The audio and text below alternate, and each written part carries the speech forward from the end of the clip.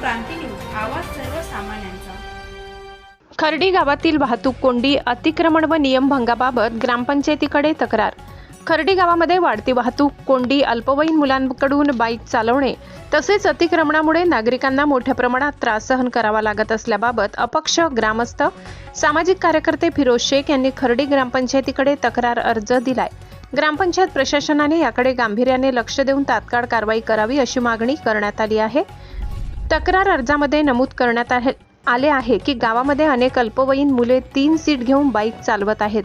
अनेकांमध्ये वाहन चालविण्याचा परवाना नसतानाही सर्रास वाहने चालविली जात आहेत, त्यामुळे अपघाताचा धोका वाढला असून नागरिकांमध्ये भीतीचे वातावरण निर्माण झाले आहे। तसेच खर्डीपासून बाजारपेठ नाक्यापर्यंत अनेक वेळा तब्बल 1 तास वाहतूक कोंडी होत असल्याने नागरिकांना मोठा त्रास सहन करावा लागत आहे।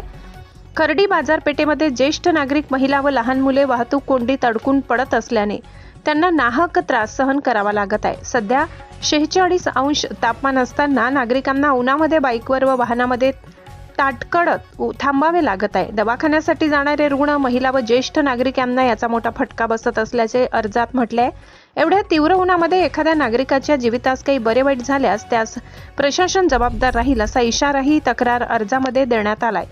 सोबतच काही दुकानदारांनी खर्डी ग्रामपंचायतीच्या गटारींवर अतिक्रमण करून जाहिरातीचे फलक, बोर्ड लावल्याचा आरोप करण्यात आलाय। त्यामुळे रस्ते अरुंद झाले असून वाहतूक कोंडी अधिक वाढत असल्याचे सांगण्यात आले। याकडे खर्डी ग्रामपंचायत दुर्लक्ष करत असल्याचा आरोप फिरोज शेख यांनी केलाय। वाहतुकीचे नियम काटेकोरपणे राबविणे, अल्पवयीन मुलांकडून वाहन चालविण्यावर नियंत्रण आणणे तसेच गटारीवरील अतिक्रमण हटवून वाहतूक सुरळीत करण्यासाठी तात्काळ उपाययोजना करण्यात याव्यात अशी मागणी तक्रार अर्जाद्वारे करण्यात आली आहे। संपादक सगीर शेख, खर्डी।